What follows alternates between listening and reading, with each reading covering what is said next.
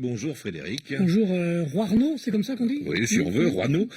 Vous êtes ici pour répondre à une question de Privat de Dieu qui nous appelle d'Abidjan en Côte d'Ivoire. Bonjour Privat de Dieu. Bonjour Arnaud et bonjour à tous les enseignants du collège Mouna Jos.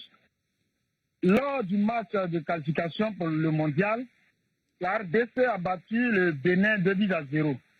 Au cours de ce match, l'entraîneur des Léopards a réalisé 4 changements qui font débat. Alors, je voudrais savoir pourquoi les 4 changements de la RDC font-ils polémique? Que dit le règlement à ce sujet?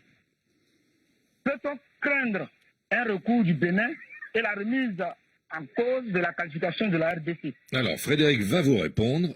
Est-ce que ce qui s'est passé sur le terrain dimanche est bien réglo, pour faire court? Non, ça n'est pas réglementaire. Hein. Les règles ont changé en mai 2020. Quand on s'est retrouvé en pleine pandémie Covid et que le foot s'était arrêté, que ça a repris la FIFA avec des joueurs qui ne pouvaient plus s'entraîner, des problèmes également de déplacement, on est passé de 3 à 5 changements autorisés pour les équipes et on a gardé finalement cette règle qui est toujours là, c'est l'article 3 des lois du jeu, 5 changements de possibles, mais nous précise cet article, chaque équipe aura au maximum 3 opportunités de procéder à des remplacements pendant le match pour éviter de trop perturber le cours du match.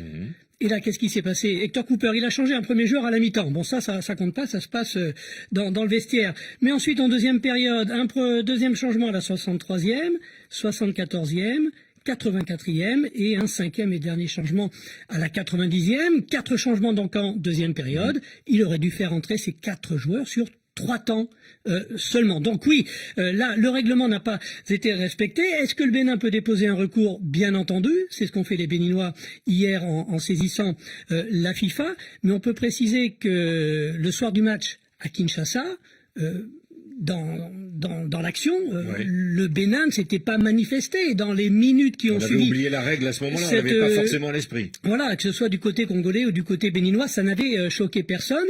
Or, on sait qu'il est très important, quand on veut déposer une réclamation, de le faire juste à la fin du match. Il y a le rapport de l'arbitre. Bon, là, ça n'a pas été fait.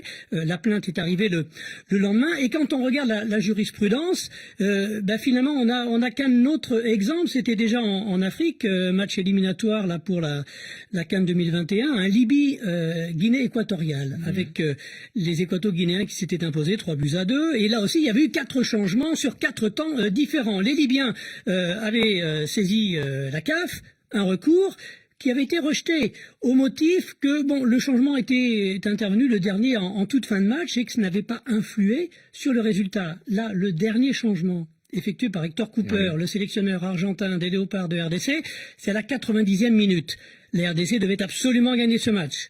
Les Congolais menaient 2-0 depuis la 75e minute. Donc, on peut penser que la FIFA estimera que ça n'a pas influé, ça n'a pas fait basculer le match. Les Béninois auraient dû marquer 2 buts dans les toutes dernières minutes, dernières secondes. Frédéric, je veux pas accuser l'arbitre, mais quand c'est comme ça, il le connaît le règlement, l'arbitre. Il ne peut pas intervenir immédiatement et dire non, vous n'avez pas le droit de changer. C'est ce que plaide la FECOFA, la Fédération congolaise de foot, par la voix de son secrétaire général, qui dit Hector Cooper, il a proposé un 4e changement, il y avait un 4e arbitre, c'est son rôle, il est là pour ça, il l'a autorisé, il l'a laissé entrer sur le terrain, et c'est ce que nous disait à demi-mot Bruno Derrien, arbitre international qui était invité de Radio Foot hier. Pour lui, il n'y aurait pas de raison plus que cela de sanctionner la RDC.